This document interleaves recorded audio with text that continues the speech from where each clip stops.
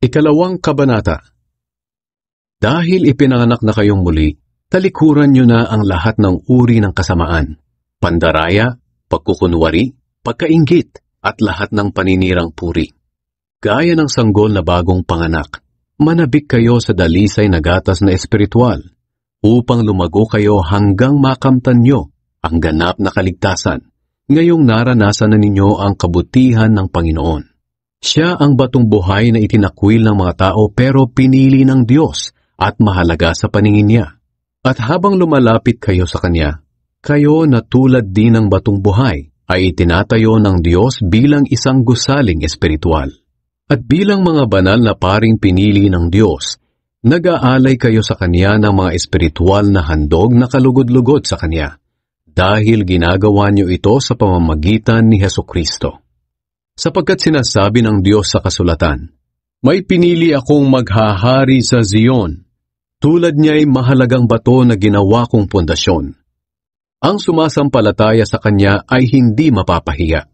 Kaya kayong sumasampalataya ay pararangalan ng Diyos. Ngunit sa taong hindi sumasampalataya ay naganap ang sinasabi ng kasulatan.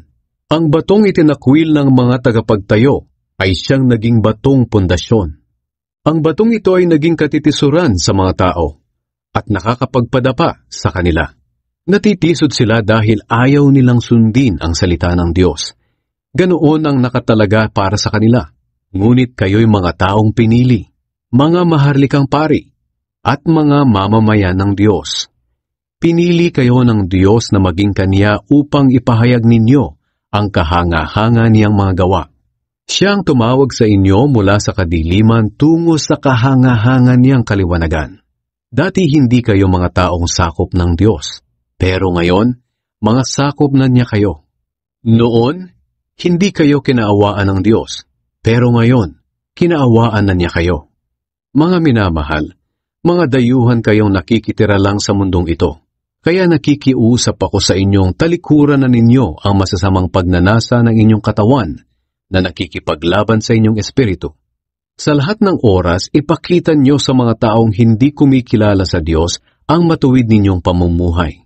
Kahit pinararatangan nila kayo ngayon ng masama, sa bandang huli ay makikita nila ang mga kabutihang ginagawa nyo at luluwalhatiin nila ang Diyos sa araw ng pagdating niya.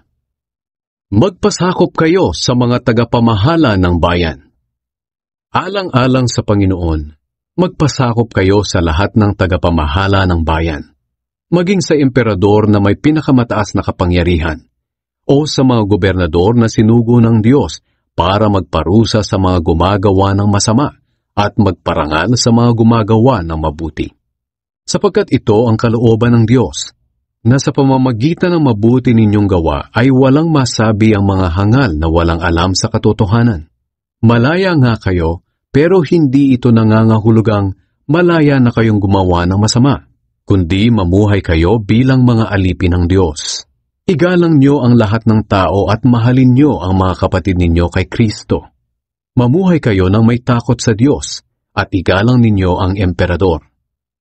Tularan ninyo si Kristo. Mga alipin, sundin ninyo ng may takot sa Diyos ang mga amo ninyo. Hindi lang ang mababait kundi pati ang malulupit. Sapagkat pagpapalain kayo ng Diyos kung tinitiis ninyo ang mga pagpapahirap kahit wala kayong kasalanan, dahil sa nais ninyong sundin ang kalooban niya. Pero kung parusahan kayo dahil sa ginagawa ninyong masama, wala ring kabuluhan kahit tiisin ninyo ito. Ngunit kung pinaparusahan kayo kahit mabuti ang ginagawa ninyo at tinitiis ninyo ito, kalulugdan kayo ng Diyos. Ang mga pagdurusa ni Kristo para sa atin ang halimbawang dapat nating tularan. Ito ang dahilan kung bakit tayo tinawag, para tularan natin ang buhay ni Kristo. Hindi siya nagkasala o nagsinungaling man. Ininsulto siya pero hindi siya gumanti ng insulto. Pinahirapan siya pero hindi siya nagbanta. Ipinagkatiwala niya ang lahat sa Diyos na humahatol ng makatarungan. Si Kristo ang umako sa mga kasalanan natin nang ipako siya sa krus para iwanan na natin ang buhay na makasalanan at mamuhay na matuwid. Dahil sa mga sugat niya gumaling tayo. Para tayong mga tupang naligaw noon, Pero nakabalik na tayo ngayon sa Panginoon na tagapag-alaga at tagapagbantay ng ating buhay.